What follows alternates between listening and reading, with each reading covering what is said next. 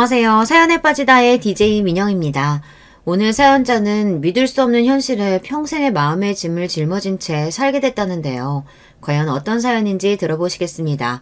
오늘도 두 가지 사연 준비되어 있는데요. 끝까지 들어주실 거죠? 그럼 바로 시작할게요. 구독과 좋아요 잊지 말고 꾹꾹 눌러주세요. 안녕하세요. 저는 50대 여자입니다. 얼마 전에 친정어머니가 돌아가셨어요. 친정어머니께서는 요양원에 계시다가 돌아가셨습니다.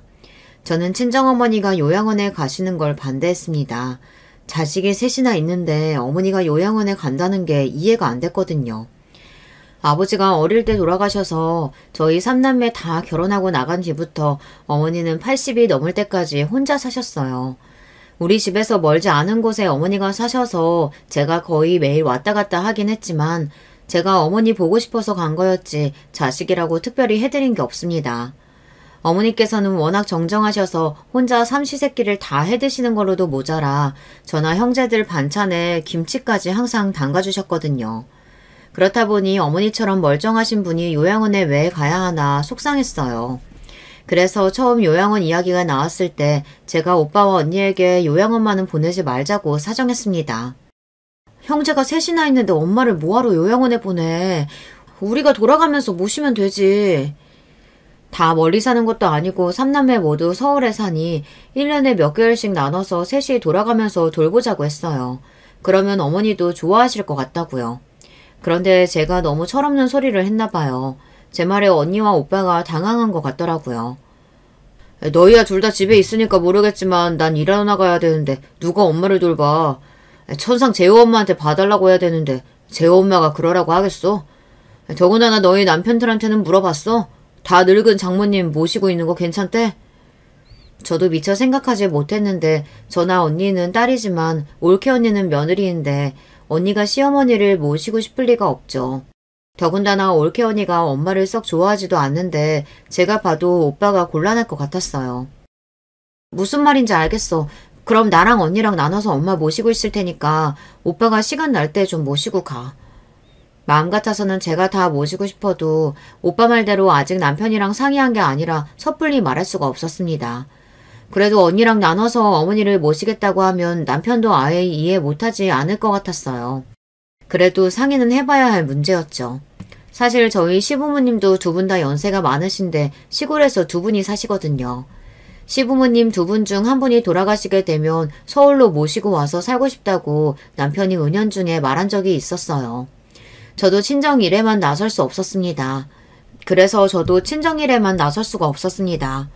그런 와중에 언니도 나서서 한마디 하더군요. 나도 엄마 모시고 싶지 왜 아니겠어. 근데 주영아, 현실적으로 가능하지가 않아. 지금 당장 우리 큰애 고3에다가 둘째는 고2야. 그런 와중에 집에서 엄마를 어떻게 모시고 있을 수가 있겠어. 부모도 부모지만 자식들 생각도 좀 해야지. 오빠는 올케 눈치, 언니는 자식들 눈치, 저는 남편 눈치 보느라 현실적으로 엄마를 모실 수가 없는 형편이었어요. 그래, 주영이 네 마음 모르는 건 아닌데 엄마 바로 작년하고도 많이 달라. 중풍 오고 나서 기억도 오락가락하고 오른쪽 팔이랑 다리도 아직 안 좋아서 돌봐주는 사람 없으면 화장실 가기도 힘들어. 그걸 우리가 어떻게 다 해. 하루 종일 붙어 있어야 하는데. 제가 막내는 막내인가 봅니다. 언니나 오빠는 벌써 현실적으로 가능하지 않다는 걸 파악하고 있었지만 저는 뜬구름 잡는 이야기만 하고 있었어요. 저야 마음만 앞서서 뭐든 할 수 있겠는 거지. 사실 아픈 노모 모시고 산다는 게 쉬운 일은 아니죠. 저도 현실적으로 쉽지 않은 게 사실 남편도 남편이지만 저희 애들도 곧 고3에다 둘째는 사춘기가 심하게 와서 저와도 매일 다툴 때였어요. 남편이나 애들이나 이런 상황을 잘 받아들여줄지 알 수 없는 노릇이었죠. 친정어머니는 결국 요양원에 가셨어요. 요양원에 가실 때까지만 해도 엄마가 이렇게 일찍 제 곁을 떠날 줄은 몰랐었는데 이렇게 갑자기 저를 두고 가버리실 줄은 몰랐어요.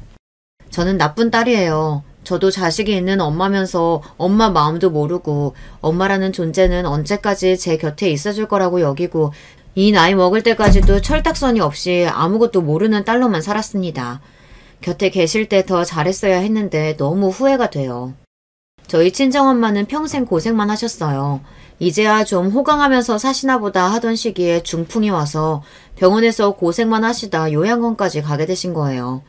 저도 옛날 사람이지만 저희 어머니는 더 옛날 분이시다 보니 이 좋은 세상 누릴 것도 많은데 뭐 하나 즐기지도 못하고 가버리셨어요.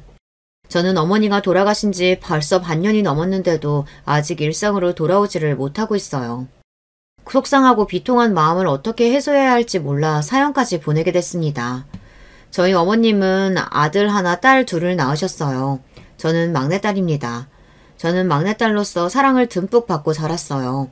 사실 아버지 돌아가시고 나서 가난하게 사는 동안 나쁜 기억도 많고 힘든 일도 많았는데 어린 시절 받았던 사랑이 너무 커서 제 인생의 원동력이 될 만큼 흘러넘쳐 그 힘으로 어려운 시기를 버티며 살아왔다고 해도 과언이 아닙니다. 사실 제가 국민학교 시절에 친정아버지께서 갑자기 사고로 돌아가시는 바람에 집안이 휘청했어요. 아버지가 돌아가시기 전까지는 사업을 크게 해서 가난이라고는 모르고 살았었는데 아버지가 돌아가시면서 가세가 확 기울었습니다. 저를 넘치게 사랑해주신 아버지가 돌아가셨다는 것만으로도 너무 힘들었는데 아버지가 사업하며 받은 빚들까지 문제가 생겨 졸지에 집까지 쫓겨나 거리에 나앉게 생겼었죠. 그때부터 우리 가족은 모두 고생뿐이 열리기 시작했어요. 그전까지 자식들 키우느라 일이라고는 해본 적 없는 어머니는 졸지에 가장이 돼서 돈 되는 일이라고는 뭐든 하러 다녀셨습니다. 새벽에 일어나 새벽 시장에 나가 일하시고 점심부터 저녁까지 식당에서 일했어요. 당시에 대학을 다니던 오빠도 다니던 대학을 그만두고 군대에 입대해버렸습니다. 그럴 수밖에 없었던 게 집을 날리고 갈 곳이 없어서 갑자기 이모네 집에 얹혀 살게 됐어요. 당시에 이모도 형편이 좋지 않은 와중에 우리 집 사정이 딱해 방 하나 딱 내어준 거라 저와 엄마, 언니 쓰기도 좁다 보니 오빠는 급한 대로 군대에 가기로 결정한 거예요. 입 하나라도 줄이는 게 이모나 이모부에게 눈치가 덜 보이니까요. 언니는 사정이 더 안 좋았어요. 당시에 고등학생이었는데 고등학교 다니다 말고 학교를 그만뒀어요. 언니는 한 푼이라도 더 벌겠다고 공장에 취직했습니다. 어머니랑 오빠가 그래도 고등학교 졸업은 해야 한다고 했는데도 언니는 공장에 취직한 지 반년 만에 기숙사에 자리가 났다면서 언니까지 나갔습니다. 결국엔 어머니랑 저만 이모네에 남게 됐죠. 어머니는 새벽에 일하러 나가 밤늦게 되어서야 돌아오셨기 때문에 학교 끝나고 집에 돌아오면 저와 이모네 식구밖에 없었어요. 이모가 대놓고 저에게 눈치를 준 건 아니었지만 확실히 어머니가 계실 때와 저 혼자 있을 때랑은 저를 대해주시는 게 달랐어요. 한 번은 이런 적이 있었습니다. 제가 학교에 끝나고 저녁때가 돼서 집에 갔는데 아무도 안 계셨어요. 배가 고파서 냉장고를 열어봤는데 아무것도 없더라고요. 저는 혼자 라면이라도 끓여 먹을까 했는데 금방 이모가 오실 것 같아 좀 기다리기로 했습니다. 전에도 한번 학교 갔다 와서 배가 고파서 혼자 라면 먹다가 이모에게 혼난 적이 있거든요. 너는 좀만 기다리면 이모가 와서 금방 저녁 차려줄 텐데 그걸 못 참고 라면을 먹고 있어? 그래놓고 너희 엄마한테 이모가 밥 안 줘서 라면 먹었다고 그럴 거 아니야. 저는 아무 말도 하지 않았는데 이모는 인상까지 쓰시면서 제가 엄마한테 이간질이라도 한 것처럼 구셨습니다. 그날 이후로는 저도 모르게 괜히 주눅이 들어 이모며 이모부며 눈치를 봤어요. 그런데 그날은 저녁 먹을 시간이 한참 지났는데도 이모가 들어오지 않으시더라고요. 사촌 오빠도 안 들어오고 이모부도 안 돌아오는 게 집에 무슨 일이 났나 싶었죠. 저는 배가 너무 고파서 더는 못 기다리겠다 싶어 결국은 라면 하나를 집었습니다. 끓여 먹으려고요. 그런데 그때 현관문이 열리는 소리가 들렸습니다. 돼지갈비는 좀 멀어도 무조건 마포 가서 먹어야 한다니까. 오랜만에 먹으니까 진짜 맛있었어. 그래, 그러니까 다음 시험도 잘 봐. 다음 기말에서도 성적 잘 나오면 또 돼지갈비 사줄 테니까. 그랬습니다. 이모 식구들은 셋이 나가서 외식하고 오셨나 보더라고요. 그때였어요. 그제야 주방에 라면을 들고 서 있는 저를 본 이모가 놀라셨는지 눈이 커졌습니다. 어머 깜짝이야. 너는 무슨 애가 인기척도 안 하고 거기 서 있니? 그리고 이 늦은 시간에 무슨 라면을 먹어. 너 그러다가 살찐다. 저는 아직 다들 안 들어오신 줄 알고 같이 저녁 먹으려고 기다리고 있다가 배고파서 라면 하나 끓여 먹으려고요. 지금 생각하면 그때 왜 그런 말을 했을까 후회됩니다. 그냥 저녁을 못 먹어서 배고파서 라면 하나 먹으려고요 하고 라면이나 끓여 먹을 걸. 이모한테 무슨 좋은 소리를 듣겠다고 그랬는지 모르겠어요. 역시나 이모는 제 말에 미간을 구기면서 짜증을 냈습니다. 얼씨구? 얘 말하는 것 좀 봐. 너 지금 너만 빼고 우리들끼리 고기 먹고 왔다고 기분 나빠서 하는 소리니? 네 오빠 오늘 시험 끝나서 기념으로 일찍 나가서 먹고 온 거야. 너는 학교 늦게 끝나잖아. 이모는 괜히 혼자 제발 저려 저에게 언성을 높이며 말했어요. 누가 보면 우리가 일부러 너만 빼고 나가서 먹고 온 줄 알겠다. 너 괜히 네 엄마한테 이상한 소리 하지 마. 안 그래도 객식구라고 눈치 주네 마네 하는데 우리끼리 고기 먹고 온 거 알면 또 듣기 싫은 소리 할 거야. 이모의 말에 저는 할 말이 없어 고개를 푹 숙여버렸어요. 돼지고기를 못 먹어서 서운한 것도 아니고 이모 말이 서운한 것도 아닌데 기분이 상하더라고요. 에이 그만해. 애가 워낙 돼버려져서 그러는 걸 뭐하러 얘기해. 아버지 없이 큰 게 오죽하겠어? 사람이 살다 보니까 때론 남이 하는 말보다 가까운 사람에게 받는 상처가 더 오래가더군요. 제 사정 뻔히 다 알면서 이모고 이모부고 툭하면 아버지 없이 커서 그런다. 눈치가 없다. 엄마한테 말하지 말아라. 이런 소리를 툭하면 하시니 이모 집에 사는 동안 잔뜩 주눅이 들었어요. 그래서 매일 혼자 다녔습니다. 그때는 친구들이랑 있는 것도 재미없고 공부에도 흥미가 없었어요. 그래서 그냥 혼자 있는 게 가장 편했습니다. 그런데 며칠 뒤 이모네 집을 나오게 됐어요. 언제쯤 이모 집을 나갈 수 있을까 매일 기도했었는데 그 기도가 통한 건지 어느 날 어머니께서 집을 구했다고 나가자고 하시더라고요. 그때까지도 저는 오빠가 제대할 때가 됐으니 어머니께서 무리해서 집을 구했나 보다 했는데 그게 아니었습니다. 알고 보니 어머니께서 제 일기장을 보셨더라고요. 그맘때가 제가 사춘기라 예민했던 시기라 남몰래 혼자 가슴앓이 하던 이야기를 그대로 다 일기장에 적어뒀어요. 이모나 이모부 때문에 서운했던 일들을 그대로 다 일기장에 적어뒀습니다. 그런데 어머니께서 우연히 제 일기장을 보셨나 보더라고요. 그날 어머님은 밤새 눈물을 쏟다가 결국은 다음날 바로 일하던 가게에 가부를 받아 저희 식구 간신히 들어가는 방 한 칸을 구하신 거예요. 어머니는 그런 분이셨습니다. 다른 건 몰라도 자식들까지 남 눈치 보면서 마음고생하는 건 참을 수 없으셨던 거죠. 그래도 다행이었던 건 이모 집을 나와 우리끼리 살기 시작하면서 자연스레 살림도 나아졌다는 겁니다.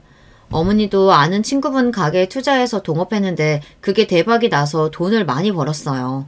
오빠도 제대하자마자 큰 회사에 입사했고 저도 고등학교 졸업하자마자 바로 격리로 취직해서 내 식구 다 돈을 벌기 시작하니 집 하나 사는 건 일도 아니더군요.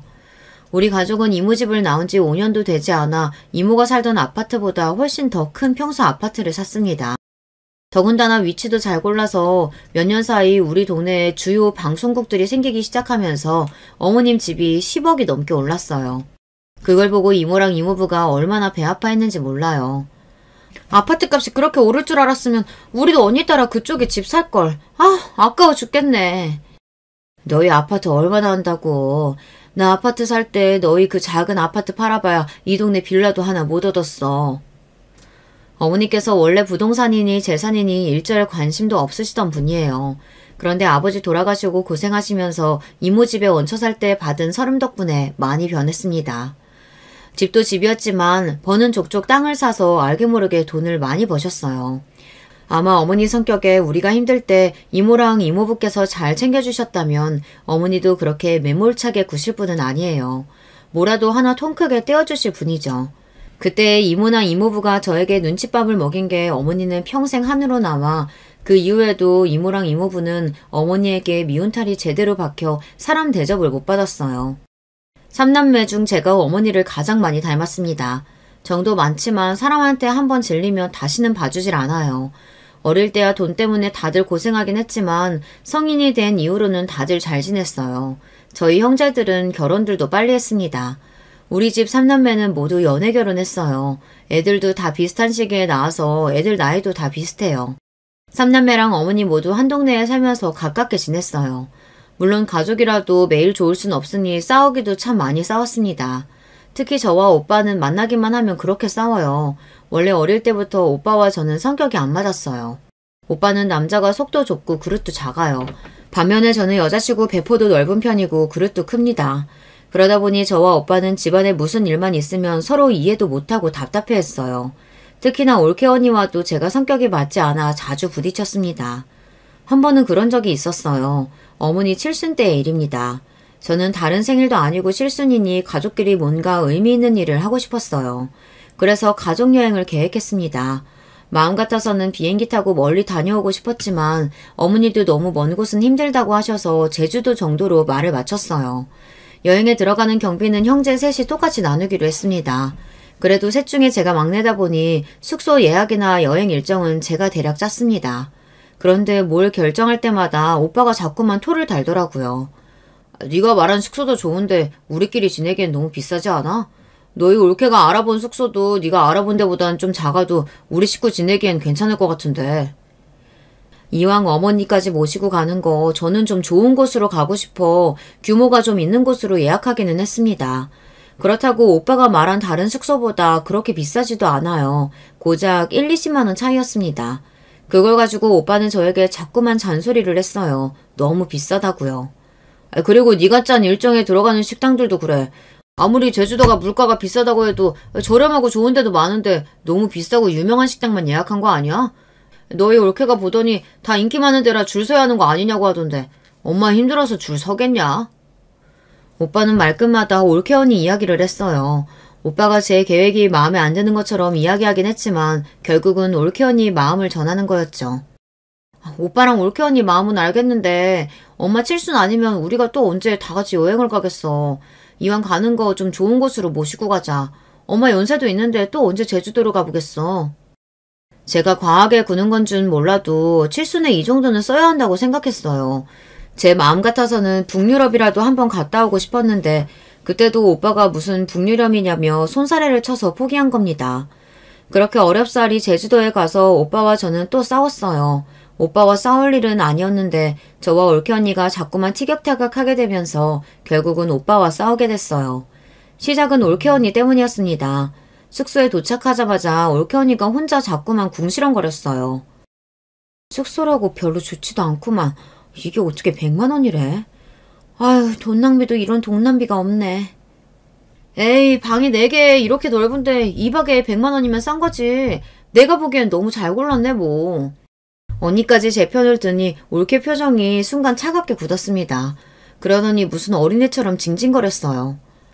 제가 고른 데는 이 방이랑 똑같은데 2박에 90만 원도 안 했다니까요. 올케는 참 눈치가 없어요. 굳이 좋은 분위기를 망치는 데에 도가 텄습니다.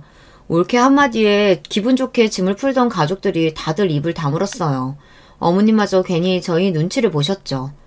아이고 생일 별것도 아닌데 괜히 어미 때문에 비싼 데로 왔나 보다. 어머니까지 돈 얘기를 하시니 저는 순간 짜증이 났습니다. 돈 10만 원 때문에 굳이 이런 말을 해야 하나 싶어서요. 언니가 말한 숙소는 수영장도 없고 주변 볼거리라고는 없잖아요. 여기는 조식도 포함인데다가 수영장까지 있어요. 그냥 10만 원 더 주고 여기 오는 게 훨씬 더 이익이라고요. 올케 하는 짓이 너무 얄미워서 저도 모르게 순간 욱했습니다. 마음 같아서는 그렇게 싫으면 올케는 그냥 가라고 하고 싶었어요. 어머, 누가 뭐래요? 고모는 왜 그렇게 욱하고 그래요? 누가 보면 이 호텔에서 무슨 돈이라도 받은 줄 알겠네. 여기 어머, 온스풀도 있고 안마기도 있네. 너무 좋다. 올케는 항상 저런 식이에요. 얄밉게 자기 할 말은 다 하면서 꼭 나중에는 발 빼고 들어가죠. 한마디 더 하고 싶었지만 좋은 날이니 그냥 그러려니 하고 넘어갔습니다. 그런데 그 정도는 예교편에 불과했어요. 그 이후 2박 3일 동안 올케는 사사건건 제 심기를 건드렸습니다. 밥을 먹으러 가든 구경을 하러 가든 제가 짠 동선이 다 마음에 안 든다는 투였죠.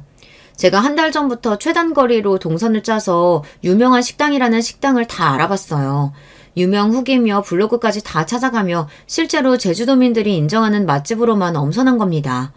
그런데도 올케 언니는 가는 데마다 짜네, 싱겁네, 꼬투리를 잡더니 구경 갈 때마다 이런 걸 꼭 봐야 하느냐고 토를 달았어요. 처음엔 저도 몇 번 받아줬습니다. 정말 재미없어서 하는 소리일 수 있으니까요. 그런데 흑돼지 전문점에서 저도 터져버리고 말았습니다. 그 전에 물놀이하고 씻고 나와서 다들 배고픈 와중이었는데 식당에 들어서자마자 제주도 와서 흑돼지는 너무 흔하지 않냐면서 되지도 않는 소리를 하더라고요. 나는 하루 종일 삼시세끼 다 챙겨 먹으려니까 너무 배부른데 고모들은 이 흑돼지가 또 들어가요? 아무튼 다들 잘 먹는다니까. 내가 제주도 와서 흑돼지를 또 먹게 될 줄이야. 아유, 너무 뻔하다 뻔해. 저도 하루 종일 어머니 챙기랴 식구들 챙기랴 피곤해 죽겠는데 자꾸 옆에서 아무것도 안 하면서 입으로만 침을 치니 재수가 없더라고요. 그래서 참다 한마디 했습니다. 올케 언니는 음식만 나오면 다른 사람 안 챙기고 무조건 자기 입으로 들어가면서 꼭 먹기 전에 배부르다고 안 먹는다고 하더라. 왜 그러는 거예요, 도대체? 그냥 습관적인 거예요? 올케 언니가 음식을 먹을 때마다 하는 특유의 말이 있어요. 자기는 항상 입이 짧대요. 그러면서 옆에 애들이 있건 시어머니가 있건 일절 챙기지도 않고 무조건 자기부터 먹어요. 그런 모습이 내내 거슬려서 벼르고 있었는데 자꾸 재수없게 툴툴거리니 저도 모르게 비아냥거리게 되더군요. 고모, 무슨 말을 그렇게 해요? 내가 또 언제 다른 사람 안 챙기고 나만 먹었다고. 나 입 짧은 거 몰라서 그래요? 내가 먹어봐야 얼마나 먹는다고. 언니 모르나 본데 언니 맨날 그래요. 언니네 애들 어릴 때도 애들 밥부터 안 챙기고 항상 언니 먼저 먹어가지고 나랑 엄마가 맨날 언니네 애들까지 밥까지 챙기고 그랬잖아요. 너는 기분 좋은 날 왜 자꾸 별일 아닌 거 가지고 애들 엄마한테 툴툴거려. 아, 이까지 식당 좀 알아봤다고 생색내는 거야, 뭐야. 오빠는 또 올케 언니 편만 들었습니다. 항상 그런 식이에요. 올케 언니가 틈만 나면 궁시렁거리고 저에게 비아냥거리는 건 안 보이는지 제가 한마디 하면 그거 가지고 매일 뭐라고 했어요. 이까짓 식당? 그러는 오빠는 엄마 칠순이라고 여행 오면서 뭐 하나 알아보기라도 했어? 심지어 피곤하다고 운전도 하나도 안 하고 사이들만 시키면서. 애초에 말을 하지 말았어야 했습니다. 한번 터지기 시작하니 끝도 없더군요. 여행 내내 오빠랑 올케 언니한테 쌓여있던 분노가 터져버렸습니다. 야, 내가 운전 좀 안 할 수도 있지. 네 남편 운전 좀 시켰다고 그게 그렇게 마음에 안 들었냐? 운전 좀 시킨 수준이 아니었어요. 식구가 많다 보니 렌트를 2대 빌려서 갔어요. 형부랑 언니가 탄 차는 언니가 운전하다 보니 둘이 번갈아 운전했습니다. 하지만 저희가 탄 차에는 남편이랑 오빠만 운전할 수 있었어요. 그런데도 제 남편이 무슨 가이드도 아니고 이틀 내내 이동하는 동안 저희 남편에게만 운전을 시켰습니다. 제가 오빠에게 대놓고 운전 좀 하라고 말했는데도 본인이 너무 피곤하다고 못하겠다고 했어요. 오빠가 운전만 안 했어? 여행 와서 이틀 동안 아무것도 안 하고 누워만 있었잖아. 오빠가 뭔데? 상전이야? 어려서부터 장남이라고 어머니가 오냐오냐 상전으로 키우기는 했지만 아무리 그래도 다 늙어서 사람이 눈치가 있어야죠. 이틀 동안 운전도 운전이었지만 정말 손 하나 까딱 안 했어요. 뭐? 이게 말이면 단줄하나. 어디서 버릇없이 오빠한테 따박따박 말대꾸야. 아이고, 남의 식당에서 뭐 하는 거야? 그만들 못해? 너희는 어쩜 다 커서도 그렇게 쌈박질이냐? 어머니의 말씀에 그제야 저와 오빠는 둘 다 진정했습니다. 그제야 정신이 차려졌어요. 그 정도로 오빠와 저는 성격이 잘 맞지 않습니다. 물론 올케 언니 때문이기도 했지만 오빠와도 원래 잘 맞지 않아요. 핏줄이니까 보고 사는 거지 아마 사회에서 만났으면 상정도 안 했을 거예요. 어려서는 뭘 몰라서 그런 줄 알았어요. 그래서 시간이 지나면 좀 나아질 줄 알았는데 나이가 든다고 해서 달라지는 게 아니더군요. 오빠와 저는 애초에 가까워질래야 가까워질 수 없었어요. 그 이후로도 집안에 크고 작은 문제가 생길 때마다 오빠와 저는 항상 부딪혔습니다. 한 번은 그런 적이 있었어요. 어머니께서 요양원에 가시고 난 뒤 첫 번째 명절이었습니다. 딸로서 그냥 넘어간다는 게 마음에 걸려 아버지 제사 음식을 하면서 요양원에 직원들 좀 드시라고 전이랑 나물을 좀 챙겼습니다. 명절날 요양원에 면회라도 가려고요. 나 애들 아빠랑 내일 엄마 보러 요양원 잠깐 갔다 오려고 하는데 오빠랑 올케 언니도 별일 없으면 같이 갈래요? 큰언니네 형부가 장남인데다 시댁이 부산이라 명절이면 항상 일찍부터 부산에 내려갔다가 명절이 끝날 때가 돼서야 올라와요. 어머니가 요양원에 가시기 전에는 당연히 어머니 댁에서 지냈지만 그 이후로 아버지 제사는 오빠랑 제가 지내요. 그마저도 오빠는 올케 언니 눈치 보느라 말도 못해서 음식 준비는 제가 해서 아침마다 오빠네 가지고 갑니다. 남편은 제 속도 모르고 괜히 궁시렁거리지만 저는 차라리 이게 속 편해요. 형님네가 장남이고 맏며느리면 음식이든 제사든 알아서 해야 되는 거 아니야? 어떻게 매번 우리가 준비해서 가져가야 돼?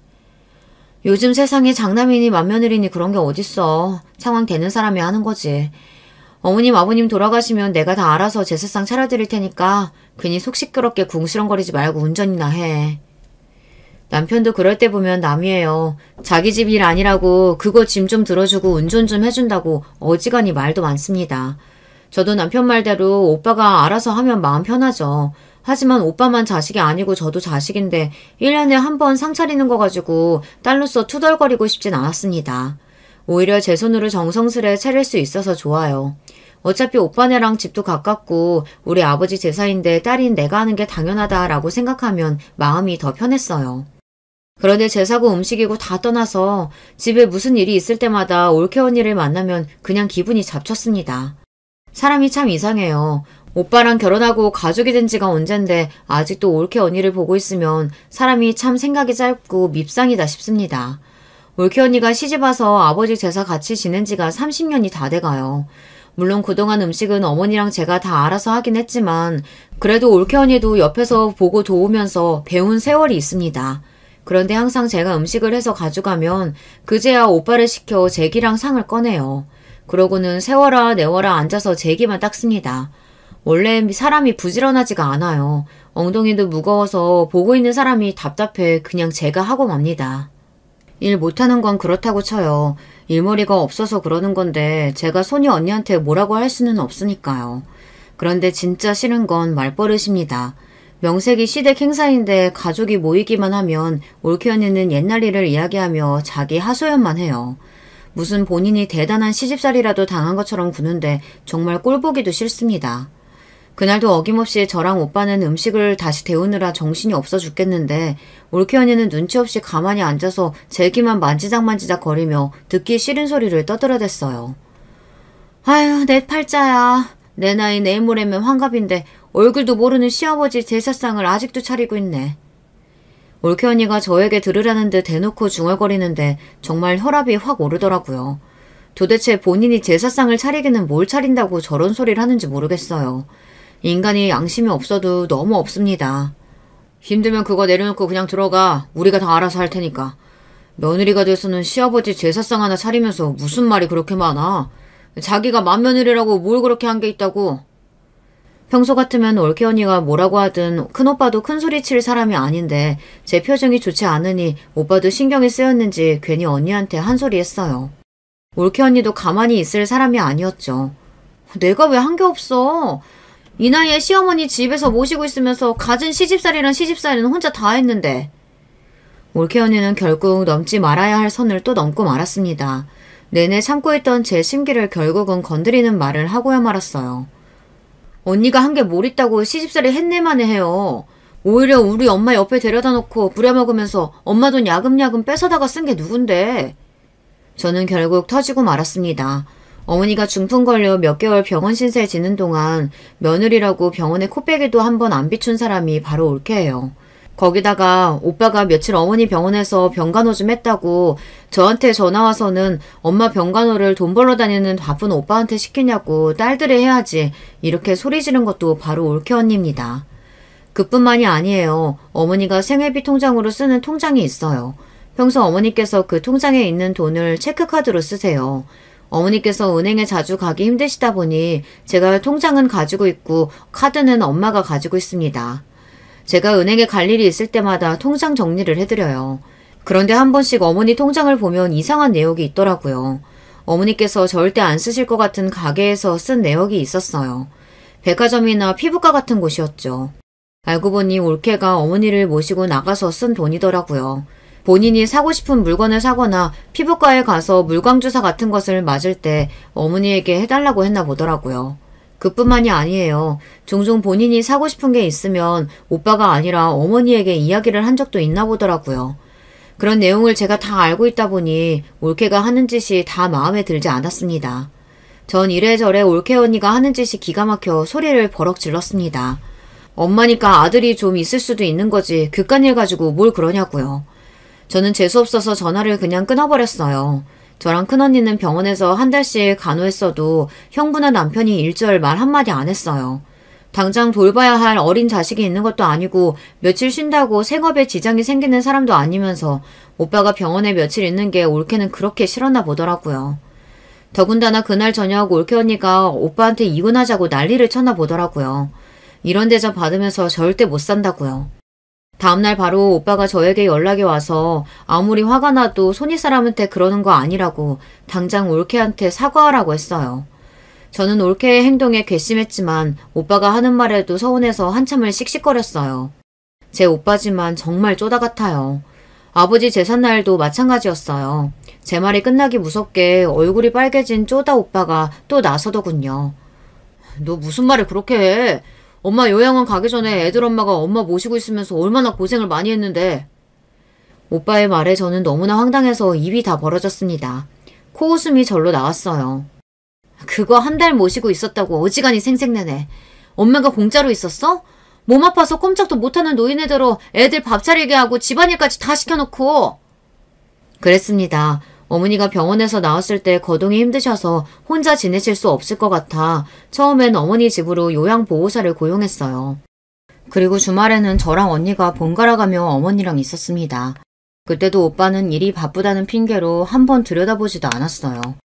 그러다가 요양보호사가 그만두겠다고 해서 다른 요양보호사를 알아보고 있었는데 오빠가 제일 먼저 요양원 이야기를 꺼냈습니다.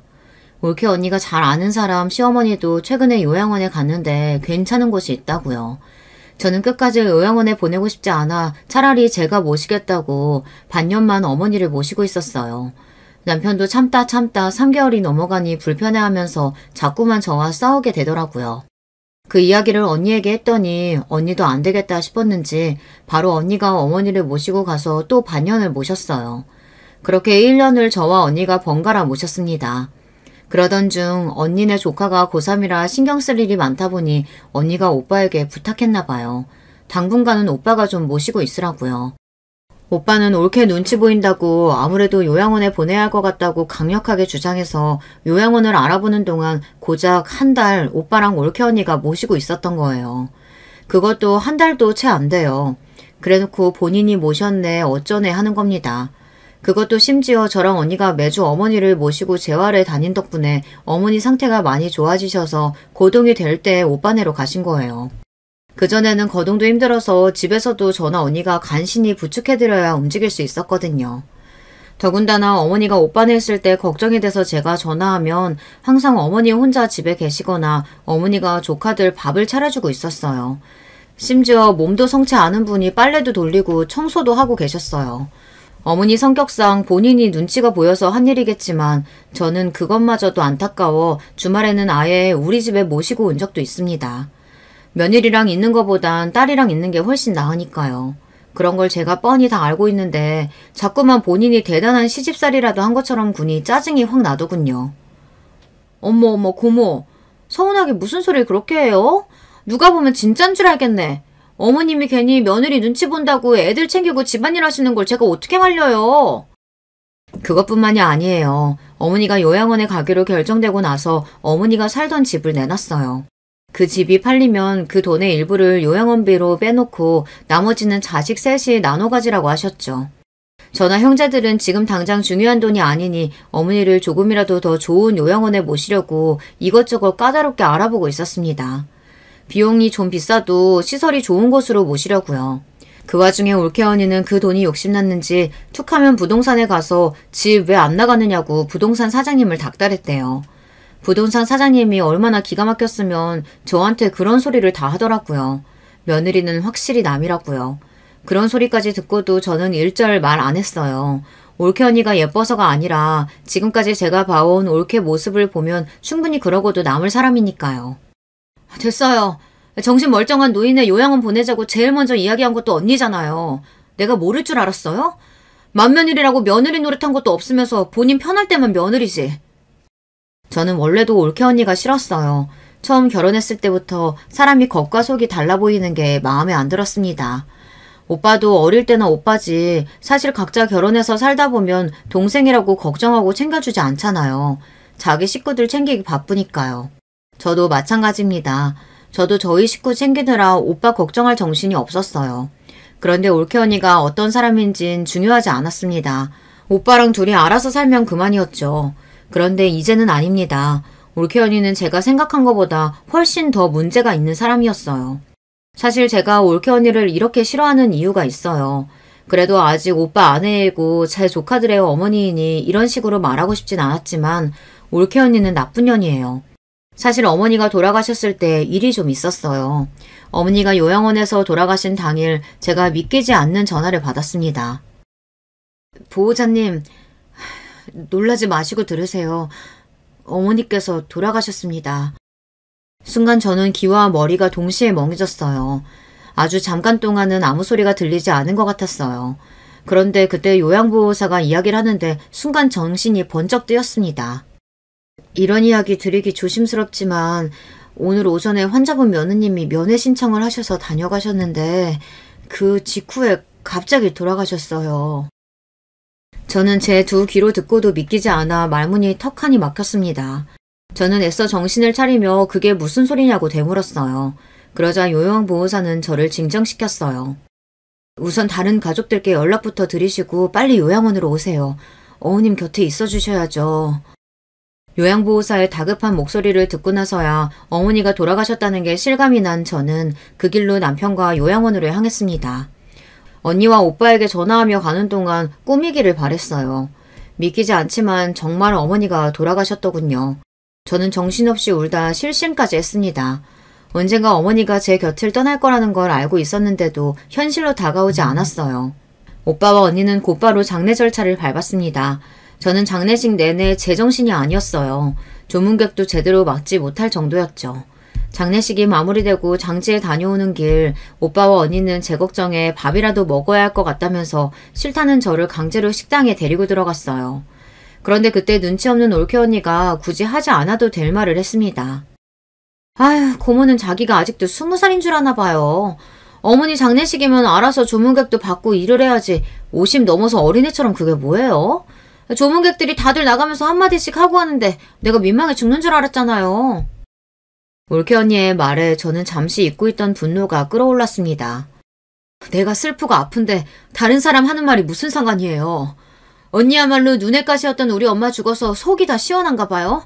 아주 순댓국을 한 그릇을 싹 비웠네. 어머 올케, 사람을 모함해도 유분수지 무슨 그런 소리라고 그래요. 내가 언제 어머님을 눈엣 가시려 여겼다 그래. 제가 정신줄을 놓고 있기는 놓고 있었나 봐요. 제일 중요한 걸 놓치고 있었습니다. 저는 순간 날카로워진 눈빛으로 올케 언니를 쏘아봤습니다. 하참, 내가 깜빡했는데 다들 식사했으면 엄마 요양원으로 좀 가요. 요양보호사님이 보여줄 게 있다고 했는데 내가 깜빡했네. 그게 무슨 소리야? 갑자기 엄마 요양원은 왜 가? 사실은 엄마 돌아가신 날 요양원에서 엄마 돌아가시기 직전에 이상한 일이 있었다고 나한테 확인할 게 있다고 했었거든. 돌아가시기 직전에 도대체 무슨 일인데? 요양원으로 오라고 했으니까 가보면 알겠지. 의아해하는 가족들을 끌고 저는 어머니가 계시던 요양원으로 향했습니다. 올케 언니는 연신 피곤하다며 거기를 왜 가냐고 했지만 저는 끝까지 다 같이 가야 한다고 했어요. 잠시 후 요양원에 도착한 저는 어머니를 맡아주셨던 요양보호사님께 연락을 드렸습니다. 제 연락에 곧바로 로비로 내려온 요양보호사님께서는 보여드릴 게 있다면서 가족들을 사무실로 안내했습니다. 그리고 잠시 뒤 사무실에 도착한 가족들은 믿기지 않는 광경을 목격하고 말았습니다. 제 눈짓에 보호사님께서 컴퓨터 화면에 CCTV 장면을 재생했어요. 어머님 돌아가신 날 여기 계신 며느님이 면회 오셨는데 그날 아무래도 좀 마음에 걸리는 게 있어서 제가 다들 오시라고 했어요. 화면 좀 봐주시겠어요? 보호사님의 말에 가족들 모두가 컴퓨터 화면 속 모습에 집중했습니다. 화면 속에는 침대에 누워있는 어머니가 보였습니다. 그 모습을 보자마자 언니는 울음을 터뜨렸어요. 아휴, 우리 엄마 어떡해. 어머니께서 돌아가시기 직전의 영상이다 보니 보는 가족들의 눈시울이 금방 다 뜨거워졌어요. 그리고 영상 속 어머니의 곁에 앉은 올케 언니는 딱딱한 표정으로 연신 어머니에게 뭐라고 중얼거리고 있었어요. 그러자 잠시 후 어머니께서 잘 움직이시지 않는 손을 자꾸만 올리려고 하셨습니다. 그때였어요. 화면 속 올케 언니가 의자에서 일어나 어머니에게 다가가더니 귀에 대고 뭐라고 중얼거렸어요. 그것도 한참이나 말이죠. 그러고는 영상이 끝나버렸습니다. 도대체 이게 뭐가 이상하다고 사람을 여기까지 오라고 해요. 별것도 아니구만. 영상을 보는 내내 몸을 베베 꼬던 올케 언니가 영상이 끝나자마자 큰 소리를 쳤습니다. 저는 그 모습이 가소로워서 한 번 더 올케에게 물었어요. 언니도 기억하죠? 전날 언니가 면회하고 가고 나서 엄마가 바로 돌아가셨잖아요. 언니, 도대체 엄마한테 무슨 소리를 한 거예요? 뭐라고 했길래 엄마가 돌아가신 거냐고요? 어머 고모, 말 이상하게 하네? 설마 내가 한 말 때문에 어머니가 돌아가시기라도 했다는 거예요? 말도 안 돼. 난 그냥 어머님 얼굴이 안 좋아 보이길래 힘내시라고 식사 잘하셔야 한다고 이야기한 것밖에 없어요. 올케는 저에게 도대체 무슨 소리를 하는 거냐고, 사람을 모함하는 거냐고 화를 내면서 인상을 구겼습니다. 오라, 우리 엄마 요양원 들어간 뒤로 면회도 잘 안 간 언니가 갑자기 혼자 면회 가서 저렇게 한참 동안 떠들었는데 정말 그 말밖에 한 게 없다고요? 진짜예요? 당연하죠. 고모 진짜 사람 억울하게 왜 그래요? 애들 아빠가 나한테 자꾸 어머니 신경 하나도 안 쓴다고 잔소리하길래 오랜만에 간식까지 사들고 간 거예요. 도대체 내가 뭘 어쨌다고 사람을 잡아먹지 못해 안달이에요. 저는 올케 언니에게 기회를 준다고 준 건데 언니는 끝까지 아무 짓도 하지 않았다고 우기더군요. 저는 기다려줄 수 없었습니다. 언니 진짜 뻔뻔해도 너무 뻔뻔하네요. 과연 이걸 듣고도 억울하다는 말이 나오나 보죠. 저는 가방에서 어머니께서 살아생전 쓰시던 핸드폰을 꺼냈습니다.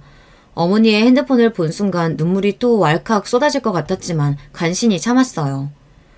저기 영상 속 날짜랑 시간 다 보이시죠? CCTV에는 소리가 녹음되지 않았지만 엄마 핸드폰에는 그날 올케 언니가 병실에 들어온 순간부터 언니가 한 말이 다 녹음되어 있어요. 자, 잘 들어요. 그랬습니다. 어머니는 올케 언니가 혼자 면회를 오자 뭔가 느낌이 있으셨는지 잘 움직여지지도 않는 손가락으로 녹음 기능을 켰더라고요. 어머니의 핸드폰에는 올케가 어머니 옆에 앉아 중얼거리는 내용이 그대로 다 녹음되어 있었어요. 어머님도 참 가만 보면 자식들 힘들게 하세요. 중풍에 걸렸으면 그냥 그대로 죽어버리지. 그 나이에 얼마나 살겠다고 아등바등 버텨요. 병원에서 몇 달이나 버티고 있는 바람에 병원비로 몇 천이나 쓴 줄 알아요? 그뿐인가 딸네 집 아들 집 여기저기 거지처럼 붙어 지내면서 자식이며 손주들이며 다 고생시키더니 이제는 요양원까지 왔는데도 안 죽겠다고 버티고 있어요? 올케의 생생한 목소리에 가족들은 모두 다 놀라 입을 틀어막았습니다. 아니야 여보, 이건 아니야. 고모, 아니 인연이 나 모함하려고 만들어낸 거라니까? 올케는 본인이 아니라면서도 뭐가 그렇게 무서운지 손을 벌벌 떨며 제가 들고 있던 핸드폰을 뺏으려고 했습니다. 저는 핸드폰을 든 손을 번쩍 들어올리고 올케의 어깨를 밀어버렸어요. 아직 끝난 거 아닌데. 끝까지 다 듣고 이게 사실인지 아닌지 판단하죠. 곧바로 올케가 어머니에게 다가가 귀에 대고 속삭인 소리가 그대로 핸드폰에서 흘러나왔습니다. 손가락도 하나 까딱 못하면서 괜히 자식들 힘들게 버티지 말고 그냥 좀 죽어요. 산송장이나 다름없이 이렇게 살면서 뭐해. 제발 좀 죽어. 이 쭈글쭈글한 얼굴 꼴도 보기 싫으니까 죽으라고. 녹음된 음성이 다 끝났는데도 한참 동안 아무도 말을 하지 않았습니다. 모두 다 충격에 휩싸여 고개도 들지 못했어요. 그때였습니다. 눈물을 펑펑 쏟고 있던 언니가 올케에게 달려들었어요. 네가 인간이야? 어떻게 엄마한테 저런 짓을 할 수가 있어? 너 때문이야. 너 때문에 마음 약한 우리 엄마 충격받아서 죽은 거라고. 무슨 개소리야. 내가 뭘 어쨌다고. 며느리가 시어머니가 얼마나 싫으면 저런 소리까지 했겠어. 사람이 싫으면 무슨 소리 못해. 난 죄 없어. 내가 죽였다는 증거 있냐고. 세상에 이런 뻔뻔한 년이 또 있을까요? 나 같으면 창피해서 아무 말도 못하고 도망갈 것 같은데 올케는 오히려 큰 소리를 뻥뻥 쳤습니다. 그래, 증거 없지. 엄마는 이미 죽어버려서 땅속에 묻혔으니까. 근데 이 핸드폰이 남아있잖아. 이 핸드폰 속의 음성 내가 평생 가지고 있다가 올케, 아니 니년 늙으면 네 자식들한테 그대로 들려줄 거야. 네가 어떤 엄마인지 어떤 며느리인지 똑똑히 보여줄 거라고. 저는 있는 힘이란 힘은 다 쥐어짜서 올케에게 소리를 질렀습니다. 됐어. 저런 년 때문에 뭐하러 힘 빼. 이 오빠가 미안하다. 저런 걸 아내라고 믿고 지금까지 살았다. 이 오빠가 다 알아서 해결할 테니까 그만 돌아가자. 오빠는 세상을 다 잃은 표정으로 눈물을 흘렸습니다. 세상에 뭐 이런 거지 같은 년놈들이 다 있어. 내가 뭘 어쨌다고. 내가 뭘 어쨌다고 이래. 올케는 끝까지 자기가 뭘 잘못했는지도 모르고 큰 소리를 쳤어요. 얼마 뒤 오빠는 올케에게 이혼 소장을 보냈습니다. 오빠가 조카들에게도 올케의 만행을 다 이야기했나 봐요. 도저히 이런 여자하고는 못 살겠다고요. 오빠는 재산 분할도 해주고 싶지 않아 올케에게 소송을 걸었습니다. 어머니가 돌아가신 지 1년이 다 되어가지만 오빠는 아직 소송 중입니다. 그동안 올케는 집에서 쫓겨났어요. 오빠도 조카들도 올케와 지내고 싶지 않다고 했나 보더라고요. 오빠는 올케에게 아무것도 넘겨줄 수 없다며 끝까지 소송하겠다고 했어요. 저와 언니는 지난 일은 가슴에 묻고 잘 살아보려고 하는데 아무래도 쉽지 않습니다. 자꾸만 그날의 영상과 올케의 목소리가 귓가에 들려서 아직도 가슴이 떨리고 아파요. 그날 어머니께서 어떤 마음으로 떠나셨을지를 생각하면 잠도 못 자겠어요. 이런 저와 언니를 위해 여러분께서 위로와 힘이 되는 댓글 많이 남겨주세요. 여러분의 댓글이 저희에게 큰 힘이 될 것 같습니다. 그래도 이렇게 주절주절 떠들고 나니 조금은 기운이 차려지는 것도 같습니다. 여러분께서도 항상 즐거운 일만 가득하시길 바랄게요. 기나긴 저의 이 이야기 끝까지 들어주셔서 감사합니다. 안녕하세요. 사연 틀어놓는 걸 정말 좋아하는 애청자가 오늘은 사연 신청자로 나서보았네요. 저는 장성한 아들 3명을 둔 엄마입니다. 제가 결혼을 조금 일찍 한 편이었는데 우여곡절이 참 많았죠. 원래는 꽤 부유한 편이었으나 지인들에게 연달아 사기를 당하고 배신을 당하는 바람에 형편이 어려워진 집에서 저는 자라났습니다. 때문에 학업을 오래 있는 건 있을 수가 없는 일이었고요. 묵묵하게 돈을 벌다가 남편을 만났어요. 남편은 집안의 가장 역할을 해온 사람이었기 때문에 저처럼 쉬지 않고 일을 해온 사람의 입장을 너무나도 잘 이해하였죠. 그래서 잘 통하는 게 있었어요. 하지만 제가 너무 안일했고 순진했죠. 단순히 입장이 비슷하다고 해서 잘 맞는 것 같다고 해서 외롭다는 이유로 저는 남편과 결혼해서 살림을 차렸는데요. 결혼을 해서 이제 나는 하나가 아닌 둘인데 왜 가난하고 힘든 건 똑같지? 여보, 요즘 왜 이렇게 술을 많이 마셔요? 오늘도 설마 술 마시고 들어올 줄은 몰랐네. 당신, 내가 고민이 좀 많아서 술을 마신 건데 그걸 가지고 잔소리를 해? 에라이, 살맛 안 나네. 결혼한 뒤로 남편은 어떤 이유에선지 점점 더 좌절하고 있었어요. 그러더니 술을 마시기 시작하였고 나중에는 주객전도가 되었죠. 술을 마시면 따라오는 게 여자인가 봐요. 남편은 없는 형편과 고단한 일상에도 여자를 그렇게 만났습니다.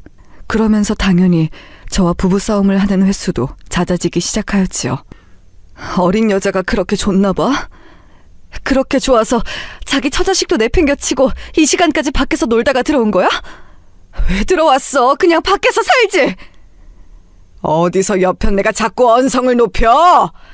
당신이 이러니까 내가 집구석에 정을 못 붙이는 거야, 알아? 정말 최악의 남편이자 아빠였습니다. 좁은 집, 어렸던 새 아들은 부모가 싸우는 상황에 오금이 지를 정도로 두려워졌는지 몸을 달달 떨었었죠. 그러다가 잠에 들 때까지 훌쩍였어요. 그 모습, 그 소리, 저는 다 보고 듣고 있었죠. 너무 미안했어요. 차라리 남편이 없어지면 좋겠다고 생각하던 어느 날 정말로 그런 일이 벌어졌습니다. 남편이 바람난 여자하고 놀러가던 길에 교통사고가 난 것이었어요. 아니야, 이런 식으로는 아니야. 이렇게 가면 나는, 우리 자식들 보기 부끄럽다는 걸 안다면 이런 식으로 떠나선 안 돼. 병원으로 달려간 저는 절규하였어요. 제발 이대로 떠나선 안 된다고 외쳤지만 남편은 야속하게도 끝내 눈을 감았습니다. 그때 저는 제정신이 아니었죠. 앞으로 저 혼자 새 아들을 건사해야 한다는 극명한 사실, 그 부담이 제 목을 휘감았어요. 저는 억지로 냉철하고 강단 넘치는 엄마가 되어갔습니다. 얘들아, 제발 쓸데없이 머리나 신경 쓰고 교복수선이나 해대는 거 하지 말고 공부를 해. 너희가 공부 안 하면 정말 끝이야. 무조건 공부해야 돼. 알았지? 저는 닥치는 대로 일을 하면서 집에 들어오면 늘 똑같은 훈계를 새 아들에게 날렸었죠. 속으론 미안했어요. 저도 마음속 고민이나 사춘기 감수성을 알아주는 엄마가 되어주고 싶었습니다. 그러나 젊은 나이에 아들만 셋을 둔 과부 입장에서 돈을 잘 벌려면 포기해야 하는 것들이 너무나도 많았어요. 제가 머뭇거리거나 휘청거려선 안 되는 거였죠. 밖에서는 악착같이 사회생활하면서 돈 버는 사람, 집에서는 끝도 없이 잔소리를 늘어놓는 엄마. 이렇게 사는 것이 스스로도 속상하고 가끔은 벅차서 깊은 밤에 혼자 밥상 펴놓고 소주를 마신 적도 종종 있었습니다. 자다가 화장실을 가고 싶어서 일어난 아들들이 저의 그런 모습을 목격할 때가 있었지만 모른 척 해주었죠. 아들들이라서 그런가 비록 살갑고 애교 많고 다정하고 이런 맛은 솔직히 전혀 없었어요. 하지만 왠지 모를 듬직함은 있었습니다. 그나마 다행이었죠. 제 일도 힘든데 만약에 아들들까지 사고를 치고 다녔다면 생각만 해도 아찔하네요. 저는 단 한 번도 일이 끊긴 적 없이 다녔습니다. 하루에 2시간씩만 자는 생활을 1년 넘게 한 적도 있었어요. 사람이 기본 7, 8시간은 자야 하는데 2시간만 자면 어떻게 되는 줄 아시나요? 사람이 약간 바보가 됩니다. 덜 떨어진 사람이 되더라고요. 그 시기에 제가 그랬어요. 무려 3가지 일을 동시에 하는 겉으로 보기엔 능력자였으나 실상은 늘 정신이 멍해져 있었기에 허점투성이었습니다. 고피를 쏟아가며 제가 쉬지 않고 일을 하기도 했지만 천운이 따라주었던 게 저희 가족에게는 엄청난 일이었던 것 같아요. 계속 이런저런 일을 전전할 것인지 아니면 누군가 기회를 주었을 때 제 사업을 해볼 것인지 기로에 서는 기점이 있었는데 여기서 제가 후자를 선택했거든요. 저 혼자였다면 절대 그렇게 못했어요. 아들만 셋인 엄마라서 용기를 낸 거였죠. 어떻게든 해보려는 마음이었으니까요. 공장부터 목욕탕까지 안 해본 일이 없었던 저는 그렇게 능력도 없었고 지식도 없었지만 작게 여성용품 사업을 시작한 후로 모은 돈을 다시 투자한 것에 운도 따라주는 바람에 정말 감사하게도 성공이라고 부를 만한 궤도에 오르게 되었습니다. 단칸방에서 내 식구가 살던 시절도 있었는데 번듯한 아파트에 입주하던 날에는 정말 눈물이 났었죠. 말로만 우리 집이 아니라 정말로 우리 것인 우리 집을 갖게 되었다는 것에 저절로 행복한 눈물이 줄줄 흘러나오더라고요. 살다 보니 결국 이런 날도 오는구나 싶었네요. 그 길었던 고행길을 지나온 보람이 있었어요. 정말 여한이 없을 정도로 행복했던 순간이었죠. 어머니, 여기가 정말로 저희 집이에요? 전세, 월세 이런 거 아니고 진짜 저희 가족의 집이요? 그래, 맞아. 여기까지 쉼없이 달려온 보람이 있을 정도로 멋진 집이네. 하지만 안주하지 말고 우리 다 같이 열심히 사는 거야. 알았지? 어쩌면 안정과 만족을 모르던 저였을지도 모르겠습니다. 그런 저를 새 아들은 첫째를 필두로 묵묵히 따라주었네요. 생각해보면 아들 셋 다 남편의 기질을 닮지 않은 것이 정말 신기하고 감사한 일이었어요. 셋 다 타고난 성향, 성질이 저를 닮아 있었거든요. 장성한 아들들은 저마다 독립을 하였고 셋째 아들이 그래도 막내랍시고 살가운 면이 있어서 저하고 시시콜콜한 대화도 나누고 가끔 쇼핑도 다니고 그랬습니다. 그러다가 줄줄이 장가를 들게 되었어요. 자식 둘을 연이어 장가 보내는 것도 서운하고 갑작스럽고 힘들었는데 우리 막내까지 결혼을 하겠다고? 그게 정말이야? 아직 나이도 이렇게 어린데 굳이 결혼을 서둘러야 해?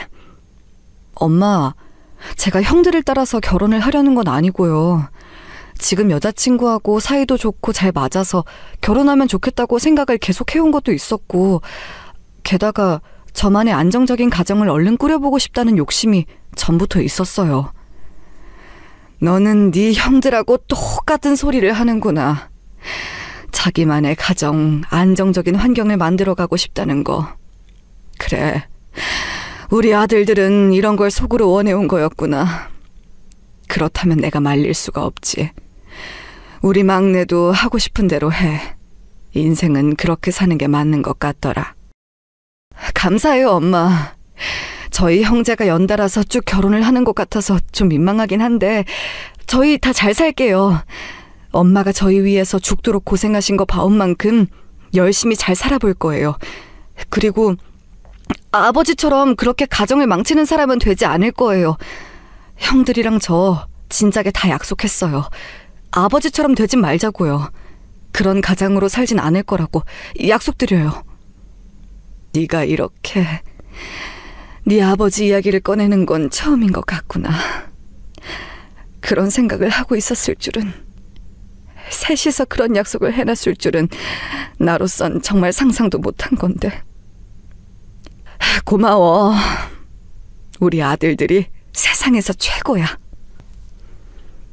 떠올리면 애증만 가득한 남편이 만약 저승에서 저희 가족을 보고 있거든 자기 아들들이 자기보다 훨씬 더 잘 사는 모습을 보기를 바랐어요.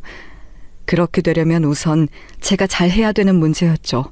일찍이 과부가 되어 아들만 셋 키우며 억척스레 살아온 엄마, 사업까지 성공시키며 투자를 잘해온 엄마, 이런 엄마가 키운 아들들하고 결혼하고 싶어하는 여자들이 과연 있어줄까 하는 생각도 저는 잠깐 했었어요. 여자 입장에서는 이런 시어머니가 있다면 별로 결혼하고 싶어하지 않을 것 같았거든요. 특히 저희 첫째하고 결혼한 며느리가 저에게 처음 인사 왔을 때 영 표정이 어두웠어요. 그게 인상 깊었죠. 어머님, 비록 제가 집안의 경제력 수준이라든지 학벌이라든지 그런 건 더 낮고 부족하지만 성심성의껏 앞으로 잘해볼게요.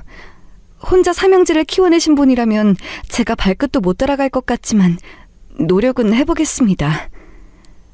그렇게 부담은 안 가져도 되는데요. 부부의 연을 맺은 당사자 두 사람끼리만 잘 지내면 나는 그것으로 만족해요. 다른 건 안 바라요. 아니에요, 어머님. 굳이 애써 그렇게 말씀 안 해주셔도 돼요. 제가 앞으로 제 나름의 최선을 다해볼게요. 너무 주눅이 들어있어서 제가 당황하기도 했었네요. 새 아들이 별로 말수 많지 않은 걸 보면 사람들이 저의 스타일도 대략 짐작을 하던데 저 역시도 말이 원체 많지 않아요. 과묵하다고 할 수 있었네요. 괜히 말을 얹어서 화근을 만들 바에는 아예 말을 시작 안 하는 게 낫다는 주의였고요. 이런 저의 특성을 10분 발휘하는 것으로 저는 그렇게 정했습니다. 차라리 잘해주려고 이런저런 노력을 하면서 시행착오를 겪는 것보다 깔끔하고 아무것도 안 달려있는 나무 같은 고부관계가 훨씬 나을 거야. 일단 그게 나에게는 별로일지 몰라도 며느리들 입장에서는 좋겠지. 내가 그렇게 해주자. 저는 며느리가 셋이나 되었음에도 굳이 며느리를 통해 뭔가를 확인받거나 하려고 들지 않았습니다. 그 영역을 온전히 존중해 주었지요. 제가 오히려 거리를 벌려서 그런 것인지 시간이 조금 지나자 며느리들이 먼저 저에게 은근히 다가와주기도 하였어요. 저기 어머님, 전부터 궁금했는데 어머님께서는 명품에 별로 관심이 없으신가 봐요? 그 흔한 샤넬백 하나가 안 보여서요. 샤넬백? 그게 그렇게 흔하다고? 아이고야, 나는 그런 세계는 알지도 못해. 나하고는 상관없는 아예 다른 세계야. 다른 세계처럼 느껴져서 안 사고 안 들으셨던 것뿐이지 돈이 부족하고 아까워서 구매를 못 하셨던 건 아니지요? 뭐 그렇다고 할 수 있지. 돈이 부족하거나 그런 걸 사기에 아까워서 그랬던 건 아니야. 그런데 이건 왜 물어보니? 네가 혹시 샤넬백이 가지고 싶어서 그런 거야? 아이, 절대 아니에요. 그냥 어머님께서 얼마나 검소하신지 알고 싶어서 그랬어요. 그런데 어머님, 자신에게 투자도 하면서 지내세요. 샤넬백 하나 들어서 기분이 좋아지고 자신감이 올라간다면 그게 바로 자신에게 주는 선물이자 곧 투자가 아니겠어요? 저로서는 이해가 어려운 가치관이었으나 막내 며느리가 그렇다고 하니까 맞장구 쳐주려고 고개나 끄덕이는 게 전부였죠. 그러면서 내심 생각했었어요. 며느리들이 제가 대하기에 편하고 쉬운 젊은 여자들은 아닌 것 같다고요. 일단 사람의 결이라는 게 저하고 다르더라고요. 그래서 그렇게 약간의 미묘한 거리감이 계속 유지가 되었던 것 같습니다. 며느리들 부려먹는 거 일절 없었고 안부가 궁금하면 제가 연락을 했지 하라고 하지 않았어요. 이게 맞는 것 같았으니까요. 그렇게 지내던 어느 날이었는데요. 제가 하도 기력이 떨어지는 나머지 현기증과 복통을 동시에 일으켜서 잠시 거실 바닥에 쓰러졌었어요. 몸이 안 좋다는 증거였죠. 솔직히 말하자면 왠지 몸이 안 좋다는 건 진작에 느끼고 있었는데 워낙 이런 고생 저런 고생을 다 하면서 살아왔던지라 한편으로는 아니란 마음을 갖게 되었었죠. 원체 자주 삭신이 쑤시고 아프니 이것도 별일 아닐 거라는 생각이었죠. 그러다가 컨디션 회복이 너무 안 되고 소화까지 힘들어서 병원에 다니기 시작했습니다. 그런데도 차도가 없고 별 뾰족한 수가 없더라고요. 안부 전화를 걸어온 첫째 아들에게 이런저런 이야기를 했더니 단박에 저를 큰 병원으로 보냈습니다. 어머니, 그럴 때는 그냥 대학병원에 가셔서 정밀검사 받아보시는 게 나아요. 동네에서 이리저리 전전해봤자 어차피 똑같은 결과만 받는다고요. 그래도 번거롭고 비싸기도 하고 나 혼자 그런 곳 가기에는 겁도 나는데. 예? 며느리가 있는데 왜 그런 걱정을 하세요? 어머니, 염려 붙들어 매세요. 그러더니 병원 가는 날에 첫째 며느리가 저와 동행을 해주었어요. 첫째가 당부를 해준 모양이었죠. 누가 같이 있어서 안심이 되기도 했지만 약간 어색하기도 했습니다. 하도 며느리들하고 허물없이 격이 없이 이런 식으로 안 지내봤더니 조금 어색한 기운은 돌더라고요. 그도 잠시 갖가지 검사를 받으라 정신이 없어졌고요. 각종 검사가 다 끝난 후에 첫째 며느리가 저에게 이러더라고요. 어머님께서 경제력이 있으셔서 다행이에요. 안 그랬으면 자식들에게 이런 상황에서도 손 벌리셨을 텐데. 경제력 있으시니까 당당하고 스스로도 힘이 나시죠? 그렇지. 없는 것보다야 낫겠지. 그런데요, 어머님. 정말로 돈이 얼마나 있으신지 이런 것들은 저희들에게 말씀을 안 해주실 건가요? 굳이 꾸역꾸역 알고 싶다는 건 아니고요. 그냥 한번 여쭤보는 거예요. 구태여 말을 할 필요가 없다고 생각하며 살아왔더니 이게 습관이 됐네. 똑똑한 네가 이해해줘. 제 반응이 만족스럽지 않았는지 첫째 며느리는 되게 듣고 싶은 말이 많다는 눈치로 눈을 빛내면서 저를 쳐다봤어요. 그런데 저는 검사 결과 걱정으로 머릿속이 가득 차 있었기 때문에 며느리가 궁금해하는 것 같은 경제력 이야기를 해주지 못했고요. 그런데 정말 그럴만도 했던 것이 대학병원에서 받은 검사 결과 제가 암 환자로 밝혀졌기 때문입니다. 하늘이 노래졌어요. 암이라니. 아무리 힘들고 고생을 하면서 지내봤어도 암에 걸릴 거라고는 생각도 못 해봤었습니다. 누구라도 그런 걸 생각하며 살진 않겠지만 저는 그야말로 안중에도 둬본 적 없이 살아온 사람이었어요. 왜, 어째서, 설마 싶은 부정적인 예감은 모조리 맞아 떨어지는지 모르겠어요. 이런 게 인생의 순리라고 한다면 너무나도 불공평한 것 같더군요. 수술을 들어가 볼 만한 상태인 것에 그나마 감사하라는 의료진의 소견도 당시에는 귀에 잘 들리지 않았고요. 제 상태가 심각하다는 것만 귀에 잘 들어오더라고요. 저의 암 선고에 새아들은 당연히 난리가 났고 의외였던 것은 새 며느리가 혼비백산이라는 점이었어요. 어머님, 무조건 괜찮으실 거예요. 요즘 의료기술 대단한 거 아시죠? 그러니까 겁내지 마시고 반드시 수술 받으세요. 안 받으시고 그냥 버틸 만큼 버티시겠다고 하면 안 돼요. 수술 받으시고 새로 이막을 사셔야죠. 저희 며느리들이 기도 올릴 거예요. 어머님께서 암 이겨내게 해달라고, 수술 꼭 받으셔서 결과 좋게 해달라고 이제부터 매일 기도할 거예요. 어머님 인생은 암을 이겨내신 이후부터 새로 시작이에요. 그러더니 둘째 며느리가 눈에 눈물까지 그렁그렁 달고서는 저렇게 말을 하더라고요. 솔직히 감동이었어요. 새 며느리가 저를 너무 걱정하고 염려를 해주길래 그것에 용기를 얻어서 수술을 받게 되었습니다. 결단은 내렸지만 머릿속은 복잡했죠. 가만히 있으면 남은 수명대로 잘 살다가 갈 텐데 괜히 수술을 받아서 들쑤시는 게 되면 더 상황이 나빠질 수도 있었으니까요. 그리고 혹시 수술을 받아도 별로 대단한 영향은 없는 게 아닐까.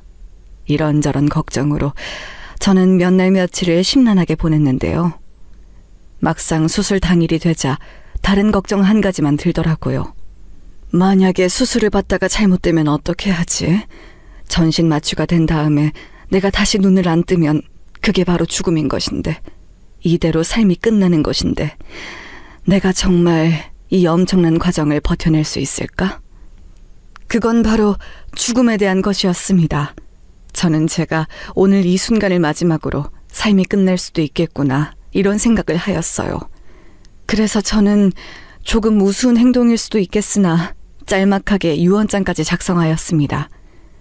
제가 보던 책 사이에 유언을 적은 종이를 끼워놓고 나니까 마음이 조금 의연해지더라고요. 수술실로 이동할 때 막내 며느리가 제 손을 잠시 잡아주었어요. 그게 참 고맙더라고요. 이제 수술실에 들어가 영영 살아서 못 나올 수도 있는데 누가 알아서 제 손을 턱 잡아주니까 그 순간에는 정말 눈물이 날 만큼 위안이 되었어요.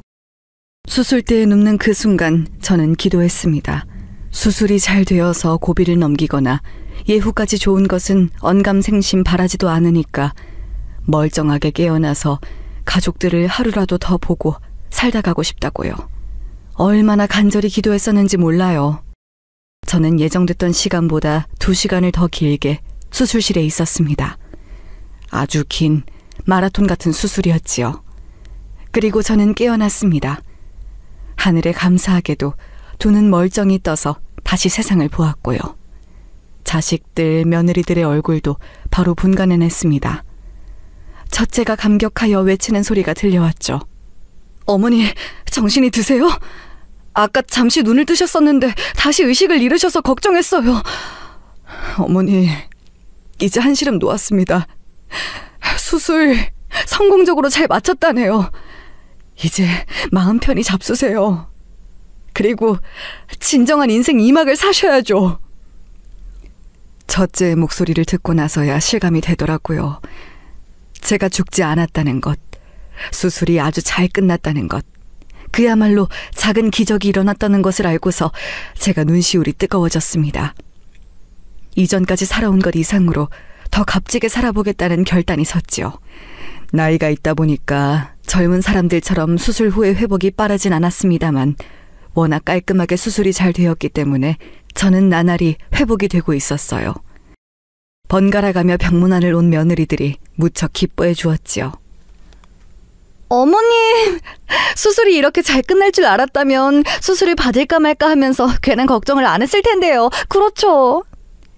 이게 다 어머님께서 삶에 대한 의지가 강하셔서 가능했던 일 같아요. 어머님 정말 최고이십니다. 저는 어머님께서 수술실 들어가시기 전에 의연하게 제 손을 맞잡으시는 것 보고서 예감했어요. 모든 걸 다 잘 이겨내실 것 같다는 느낌이 오더라고요. 어머님, 앞으로 100세 되실 때까지 건강하게 사셨으면 좋겠어요. 저희들이 미력하나마 어머님의 곁에서 잘 보살펴 드릴게요. 암이라는 진단을 받았을 때부터 무사히 수술을 받기까지 제가 이런 일을 겪고 나서야 며느리들의 소중함, 고마움 이런 게 느껴지더라고요. 그 이전까지는 솔직히 말해서 제 아들들의 배우자라는 생각만 강했지 저라는 사람의 며느리들이라는 개념으로 와닿진 않았었어요. 남들은 며느리만 생기면 지지고 볶으면서 말 많은 고부관계 형성하고 산다는데 저는 그렇지 않았으니까요. 제가 어렵고 힘들게 자식 키워내면서 그렇게 산 사람이었기 때문에 되려 저의 이런 점이 며느리들에게 부담으로 작용하고 또 저도 모르는 사이 불평불만과 잔소리가 많은 시어머니가 되어버릴까봐 살짝 건조한 고부관계로 지내온 것이 사실이었습니다. 그런데 이럴 줄 알았으면 진작에 지지고 볶고 살면서 가까이 잘 지내볼 걸. 이런 후회가 들 정도로 며느리들이 저에게 참 잘했어요. 살뜰하게 저를 걱정하고 살피고 또 응원하고 이런 모습들을 보면서 제가 감동도 받았습니다. 퇴원해서 꼬박 한 달이 지났을 때 제가 주말에 다들 모이라고 그래서 다 같이 식사를 했는데요. 새 며느리들에게 제가 따로 그날 이렇게 말을 했습니다. 내가 이런 속마음을 꺼내놓고 사는 것에 영 재주가 없는 사람이야. 여자 혼자 아들만 셋 키우고 살면서 나약한 면모를 보이면 안 된다는 강박에 시달렸기 때문인지 습관적으로 굳어져서 쉽게 겸연쩍어하고 멋쩍어 하느라 속마음을 잘 내비치지 못하는데 이번엔 내가 너희들에게 꼭 말로 내 마음을 전해야겠다 싶더구나. 다들 고맙다. 고마워. 내 아들들하고 결혼해줘서 고맙고 내 며느리들이 되어줘서 고맙고 이번처럼 나에게 큰 일이 닥쳤을 때 한마음 한뜻으로 나를 위해 기도해줘서 고마워. 덕분에 내가 기적처럼 목숨 건지고 다시 건강을 욕심내게 된 것이 아닐까 싶네. 우리 앞으로 멋지게 살아보자. 너희들에게 정말 좋은 시어머니 작정하고 되어볼게. 얼마나 쑥스러웠는지 몰라요. 제가 죽다 살아난 사람이기 때문에 한 번 더 인생을 선물 받았다고 생각하면서 마음가짐을 달리했기에 가능한 일이었습니다. 아니었다면 민망해서 절대 제 입에 그런 소리 못 담았을 것 같아요. 새 며느리는 내심 놀란 것인지 별 말도 못하고 그저 고개들만 끄덕끄덕하면서 저를 향해 웃어주더라고요. 이런 수더분한 며느리들을 그간 제가 몰라보고 더욱 가까이 두지 못하고 지내온 게 재차 아쉬울 따름이었습니다. 제가 며느리들을 향해 덕담 몇 마디 더 던졌고요. 그렇게 화기애애하게 저희들만의 짧은 시간은 끝이 났어요. 둘째가 저보고 그러더라고요. 어머니, 수술 잘 받으시고 암을 이겨내시더니 부쩍 며느리들과 가까운 시어머니가 되신 것 같네요. 나는 원래부터 며느리들과 가까이 잘 지내보고 싶었어. 그간 본의 아니게 기회가 없었던 것뿐이지. 제가 너스레를 떠는 모습이 싫지 않은지 둘째가 신기하단 표정으로 웃더라고요. 저는 또 하늘에 감사했죠. 이렇듯 전보다 더 나은 일상을 선사해준 하늘의 선물에 배반하지 않고 더 멋지게 살아보리라 싶었습니다. 저는 그때 어떤 생각까지 했는가 하면요. 암이라는 강력한 인생의 고비는 어쩌면 저에게 진정한 가족의 모습을 안겨주기 위한 하늘의 안배가 아닐까 했어요. 참나, 지금 생각하면 씁쓸하기만 합니다. 그로부터 얼마 뒤 제가 병원에 가서 검진도 받고 막내 생일이 다가오고 있어서 기념으로 주말에 미리 다 같이 오리고기를 먹기로 하였어요. 유명한 오리고기 식당으로 모였죠. 속단하기는 당연히 이르겠지만 수술 예후가 좋다는 말 의사 선생님께서 조심스레 입에 올리시더라. 그거 듣고 내가 얼마나 감격스러웠는지. 이런 좋은 날에 우리 막내 생일을 미리 축하하며 맛있는 음식을 같이 먹을 수 있으니 너무 행복하네. 엄마, 수술 받으실 때까지만 해도 올해 제 생일을 무사하게 함께 보내주실지 확신이 없어서 제가 속으로 걱정이 많았는데 지금은 이렇게 근심 하나 없으니 진짜 꿈만 같네요. 엄마, 저도 행복해요. 앞으로 오래오래 사셔서 매년 제 생일을 함께 놔주시기예요. 아셨죠? 그럼 당연하지. 우리 막내 얼른 오리고기 많이 먹어라. 내가 오늘 한턱 쏘는 거니까 아무 걱정 말고 실컷 먹어. 화기애애했고 정말 더할 나위 없이 완벽한 자리였어요. 저는 그때까지만 해도 정말 그렇게 생각했어요. 모두가 얼굴에 웃음기를 머금고 있었지요. 둘째 며느리가 문득 제 쪽으로 몸을 숙이더니 이렇게 묻기는 했었어요. 어머님께서는 한턱이 아니라 100턱을 쏘셔도 끄떡 없으시죠? 글쎄다. 100턱이라는 게 와닿지가 않는데 우리 가족들에게 원하는 대로 턱턱 쏠 만큼은 끄떡없지. 역시 어머님은 정말 멋지신 것 같아요. 암 이겨내는 게 아무나 하는 거겠어요? 제 생각이지만 그게 다 재력이 뒷받침되니까 심적인 여유가 깔려 있어서 가능하셨던 게 아닐지. 어머님께서는 정말 다 가지신 분이네요. 다 가졌다니? 그건 좀 아닌 것 같구나. 나도 가지지 못한 게 있지. 너희는 가지고 있지만 나는 가지지 못한 것. 네? 그게 도대체 뭔데요? 혹시 저희에게 넘겨주신 재산 같은 거라도 되나요? 그런 이야기가 아니고 내가 말하려던 건 젊음이야. 아무리 잘났어도 나이는 못 숨긴다고 하잖아. 아직 젊음을 누릴 수 있는 너희가 내 눈에는 무한한 가능성을 품고 있는 최고로 잘난 사람들로 보여. 아, 그러시군요. 네, 맞아요. 젊음? 좋죠. 나이? 어린 게 최고인 것 같아요. 목소리는 밝게 맞장구를 치고 있었는데 눈빛에는 어째 초점이 없었던 것 같아요. 저를 일단 안 보고 있었고요. 제가 너무 재미없는 대답을 해준 건가 싶어서 은근히 신경이 좀 쓰였습니다. 식사를 마치자마자 새 아들은 식당 주변의 사유지 공원에 걸어서 구경을 갔고요. 나머지는 그냥 근처에서 적당히 어슬렁거리다가 새 아들이 돌아오는 대로 합류해서 출발하는 것으로 얘기가 되었어요. 저는 화장실을 따로 다녀오느라 며느리들과 같이 있지 않았는데요. 어디 있나 찾아 나서 보게 되었어요. 이게 바로 화근이었죠. 식당 뒤뜰에 작은 물레방아가 있었는데 그걸 에워싸듯이 새 며느리가 서서 자기들끼리 머리를 맞대고 무언가 대화를 나누고 있었습니다. 만약 예전에 저였다면 그냥 무심히 며느리들을 부르거나 낄 생각 없이 지나치거나 그랬을 거예요. 하지만 저는 이제 며느리들에게 먼저 다가가기도 하는 시어머니가 될 작정이었거든요. 그래서 싱긋 웃는 낯을 하고서는 천천히 다가갔던 거예요. 자기들도 모르는 사이에 제가 가까이에 딱 다가와 있으면 며느리들이 깜짝 놀랄 거라는 생각을 하니까 재밌어서 웃음도 나더라고요. 그렇게 즐거운 마음가짐으로 며느리들에게 가까워졌어요. 물레방아의 물소리가 크게 들리기 시작했을 때 그 거리가 되니까 말소리들도 잘 들리더군요. 정확한 발음으로 막내 며느리가 이렇게 말하는 게 들려왔습니다. 그러니까요. 정말 짜증나 죽겠어요. 제발 수술 망하라고. 수술실 들어가기 전에 제가 손까지 잡으면서 빌고 또 빌었는데 왜 수술이 잘 되고 지랄이었을까요? 제 걸음이 우뚝 멈췄어요. 암 수술의 후유증인지 순간 헛것이 들린 모양이라고 저는 그렇게 믿고만 싶었습니다.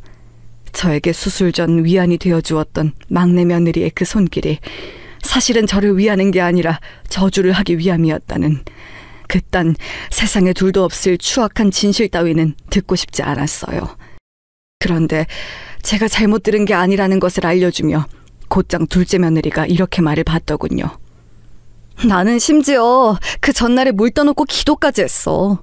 제발 수술이 잘못되어서 그대로 수술실에서 뒤지거나 살아나와도 별로 가망 없다는 판정을 받게 해달라고 내가 진짜 물 떠놓고 싹싹 빌었다니까? 그런데 멀쩡히 살아나왔고 수술도 잘 됐고 예후까지 좋다는 것 좀 봐. 숨통 질긴 게 보통 내기가 아니야. 정말 짜증나 죽겠네. 그런데다가 이제 가까이 잘 지내보자는 말까지 들었으니 아주 그냥 악재가 겹치네. 제가 뭘 그렇게 잘못을 했을까? 이런 생각이 들었습니다. 왜, 어째서, 무슨 이유로 제가 저렇게까지 미움을 받으며 악담의 대상이 되고 있을까 싶은 비참한 의문이 들었어요. 가슴이 너무 아프더라고요. 그 순간 지구상에서 가장 초라한 사람은 바로 저였어요. 저를 싫어하고 증오하는 며느리들의 진짜 속내도 모르고 혼자 기뻐하고 좋아하면서 가까이 지내는 미래를 그려댄 제 자신이 너무나도 바보 같았습니다. 비참함과 충격 속을 헤엄치고 있을 때 첫째 며느리가 코웃음을 치면서 활용점정을 찍었죠.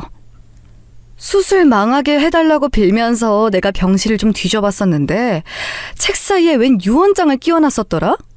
근데 내용이 뭐였는 줄 알아? 가화만사성이었어. 가족들끼리 화목하게 지내라네? 나 원참 어이가 없어서 돈 얘기를 적어놨어야 맞는 거 아니야? 내가 이래서 시모가 마음에 안 드는 거야. 늘 사람이 두루뭉실하고 의문스러워. 돈 얘기는 왜 이렇게 하네? 하루빨리 이런 어른이 곱게 뒤지셔야 아랫사람들이 편하게 사는 건데. 재산은 절대 안 나눠줄 위인이니까 빨리 뒤져서 그걸 유산으로 우리한테 다 뿌려줬으면 하는 건데 이게 참 뜻대로 되질 않네. 세상사 왜 이렇게 쉽게 뜻대로 안 돌아가나 몰라. 그러자 둘째 막내 며느리들이 동조하면서 엄청 맞장구를 치더라고요. 참담했습니다. 눈물이 왈칵 쏟아질 것만 같았어요. 그러니까 이 모든 것에서 돈이 자유로울 수 없었던 거예요. 제 아들들도 정확히 모르는 재산인데 며느리들은 더 모르고 그래서 더 막연하게 궁금해해왔겠죠. 하지만 제가 워낙 그런 얘기를 안 꺼내고 사는 사람이니까 평소에는 엄두가 안 났을 겁니다. 그러다가 제가 아프다고 하니까 이 기회에 제가 죽어서 유산으로 나눠 가지면 딱이라는 생각들을 한 것이고요. 제가 저도 모르게 주먹을 꽉 쥐고 있는데 그때 막내 며느리가 피식 웃으면서 이런 소리까지 날렸습니다. 앞으로 좋은 고부관계 만들면서 잘 지내라고 시모가 그랬을 때 역겨워서 토할 뻔했거든요. 근데 저희 남편이 괜히 헛바람 들어서 제가 앞으로 시모 잘 챙기며 사는 막내 며느리가 되기를 바라는 눈치더라고요. 그게 은근하게 보여서 진짜로 토하는 줄 알았어요. 생각만 해도 너무 싫어요. 저만 이런 거 아니죠. 당연히 우리도 마찬가지야. 집안에 꽁쳐놓은 재산 좀 있는 것 같아서 결혼도 한 거고 지금까지 참고 산 건데 왠지 좋은 선택이 아니었던 것 같아서 허무하네. 몰래 바람이라도 안 피우고 있었으면 정말 억울해서 큰일 날 뻔했어. 그런데 첫째 며느리의 엄청난 발언이 튀어나왔고 저는 그때 되려 뒷걸음질을 살짝 쳤습니다. 이들이 제가 순간적으로 직감한 것 이상으로 과감한 가면을 쓰고 살아가고 있다는 판단이 서더라고요. 둘째 며느리는 아예 한 배를 타기라도 한 것인지 첫째 며느리를 보면서 고개를 끄덕였죠.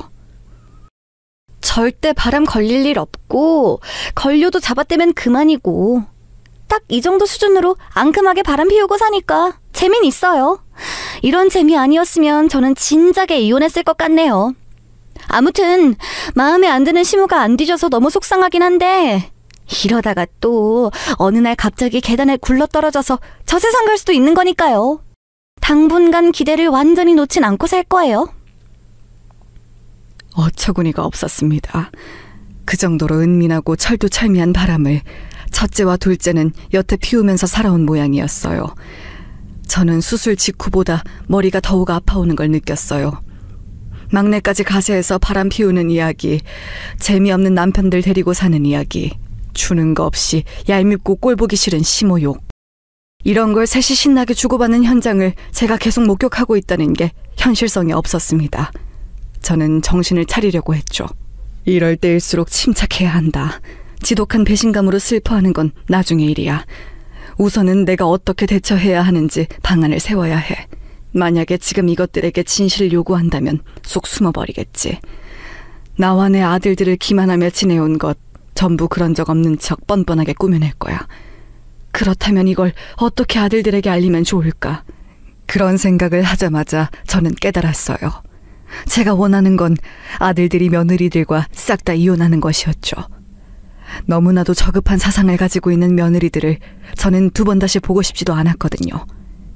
그날 자리를 파하면서 첫째 며느리가 저에게 인사를 하는데 정말 가증스럽게 느껴지더라고요.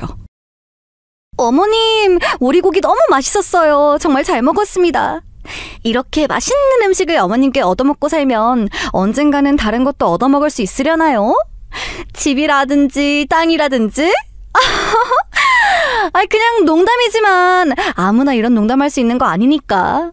멋지신 시어머니를 둔 저는 아주 복받은 며느리인 것 같네요. 조심히 들어가시고 잘 쉬세요. 어머님 위해서 오늘은 제가 감사기도 올리고 잘 생각이에요.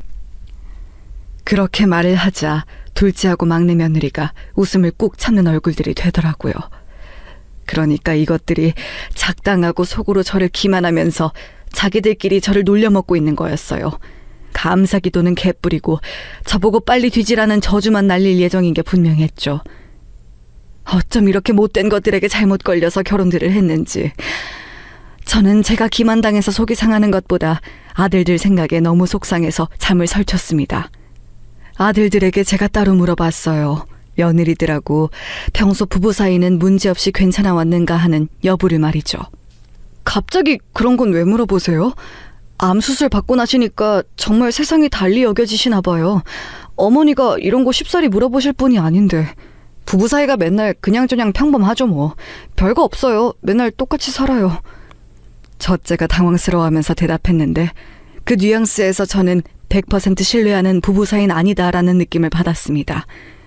왜냐하면 우물쭈물거리더라고요.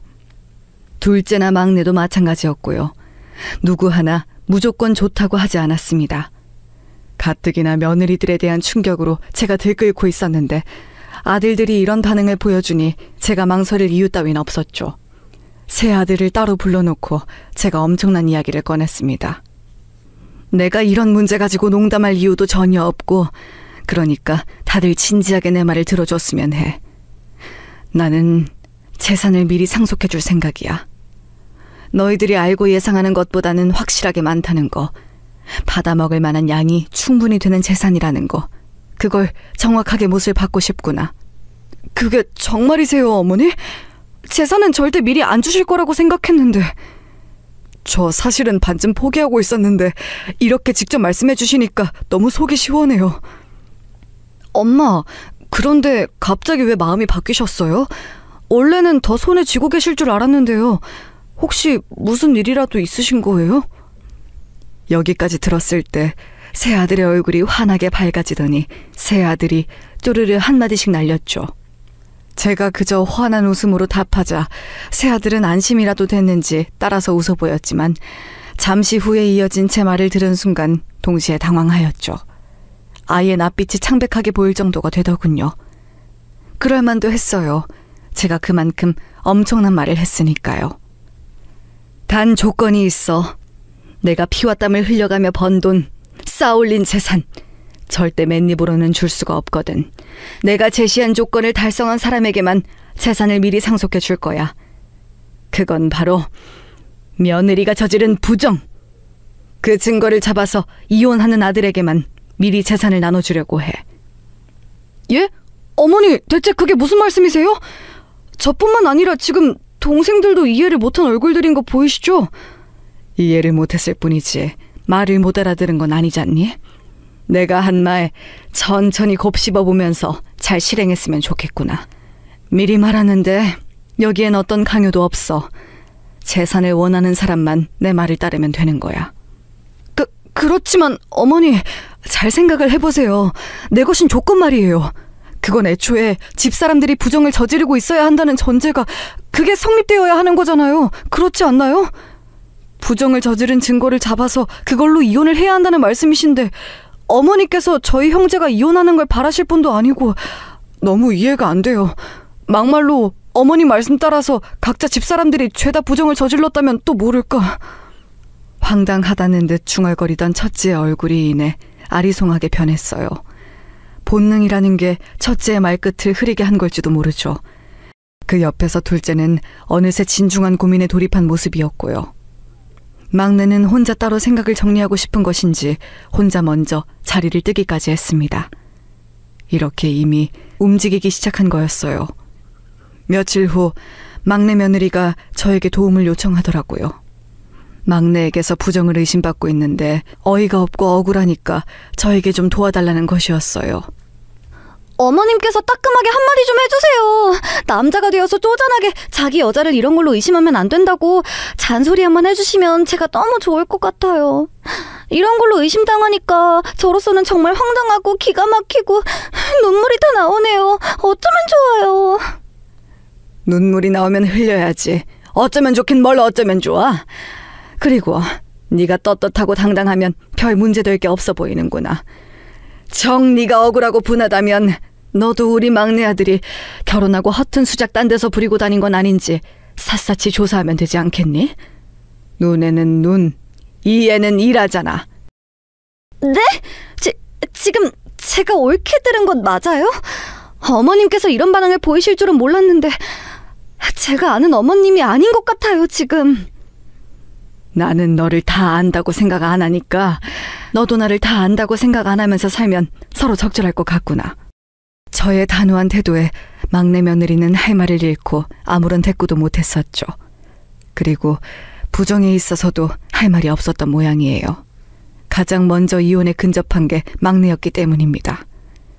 엄마, 심증만 살짝 있었을 뿐인데 고등학교 동창이라는 놈이랑 몰래 만나서 데이트 즐겨왔던 게 제가 결혼한 여자라네요. 어떻게 이런 일이 있는지. 블랙박스에서 증거 발견했어요. 가슴은 찢어질 것 같지만 엄마 덕분에 제가 더는 기만당하지 않을 수 있게 되어서 다행이고 감사하다는 생각이 들어요. 이대로 이혼까지 갈 거예요. 그러더니 첫째와 둘째도 마찬가지로 며느리들의 부정을 사유로 이혼 과정에 돌입하게 되었어요. 역시나 바람들을 피우고 있었거든요. 그런데 이것들이 저를 얼마나 우습게 봤으면 새 며느리가 합심을 하며 모여서는 저를 찾아왔습니다. 셋 다 똑같이 이혼당하는 처지였는데 그 도움을 저에게 요청하더라고요. 어머님, 살면서 누구나 크고 작은 실수를 저지르는 법이잖아요. 저희가 저지른 실수도 그런 거였어요. 누구나 한 번쯤 저지를 수 있는 실수요. 한순간의 충동, 유혹, 이런 걸 못 이긴 죄였네요. 하지만 기회가 다시 주어진다면 더 잘할 수 있어요. 어머님께서도 수술 받으신 이후에 그 전보다 더 잘 살고 계신 거 아닌가요?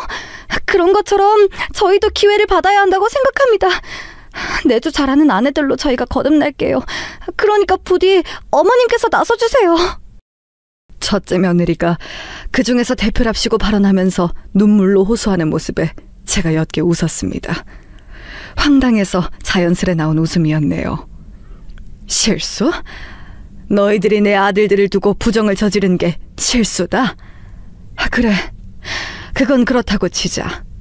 그렇다면 나를 죽으라고 저주하고 내 흉을 보며 비웃고 힐난해온 것은 그것도 실수인 거니? 어디 한번 내 앞에서 당당하게 말을 해봐. 그것도 실수였는지. 제가 싸늘하게 말했고 새 며느리의 표정은 동시에 굳어졌어요. 본인들의 추악한 이중적인 면모를 제가 다 알고 있다는 것을 그 순간 새 며느리도 안 것이었죠.